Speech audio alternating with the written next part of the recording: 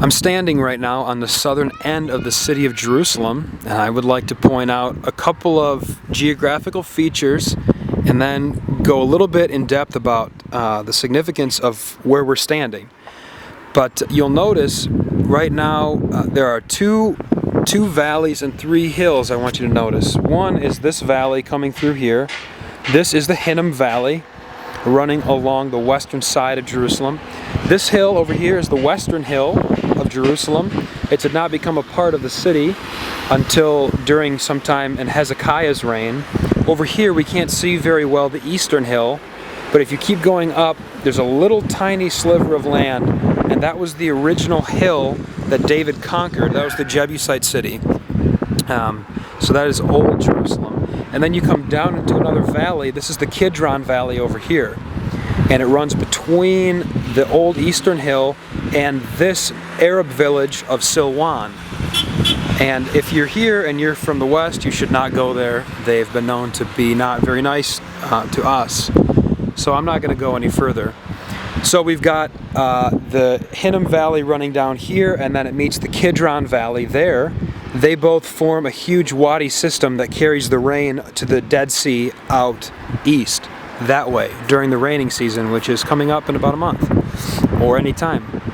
So we've pointed out three hills, the western hill, the eastern hill, and this becomes the Mount of Olives if you stay on it and head further north, that way, past the village of Silwan. Now, these hills were important because they provided a natural defense for the city of Jerusalem. You're not going to attack from the south, it's too hard. You're not going to attack from the west, it's too difficult. Also, from the east is hard as well. The only place to attack it is from the north, which we can't see. We'd have to go way that way to see it. It's the only place where you can set your army up and attack. But right now we're standing at the foot of the Hinnom Valley. And in the Old Testament, we're told this is called Gai Ben Hinnom, the Valley of the Sons of Hinnom, and perhaps after a clan or a family that lived here. Later on in the Old Testament, there were known to be some very pagan practices here. Some of the kings during the divided monarchy did what the Bible calls passing their sons and daughters through the fire.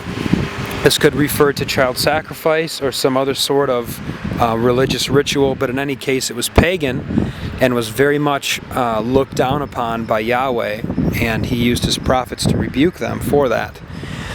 The natural geographical makeup of the city is such that when it rains, the water all flows this way and out toward the Dead Sea, like I've explained to you. And so during the summer season, all of your feces and your garbage and everything that you don't want that you throw into the street is then washed down and into this valley where it may have been burned. In fact, one of the gates in the old city was called the Dung Gate, and perhaps for that reason that it's kind of the gate of all the garbage. My prof jokingly called it the Sphincter Gate, which is pretty funny. In any event, it would all wash down here, and it could be a place of burning. It was a place that recalled the pagan practices of kings of Israel. It was a place full of worms, and for that reason it became a very apt metaphor for hell. In fact, when Jesus spoke of hell, he used the word Gehenna to refer to it. And that looks back to the Hebrew word Gai Ben Hinnom. Gai Hinnom, which in Greek is Gehenna. And so Jesus used it. It's a very apt metaphor for hell that would refer to some very vivid things in the minds of ancient peoples who lived here. And so quite literally, today I am standing in hell, and those of you who are watching this video, you're also seeing hell.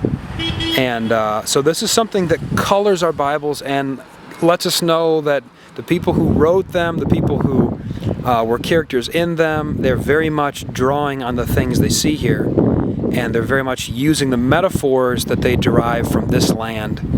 So just kind of a good reminder about this, and a good overview of the city. One more shot of Jerusalem for you.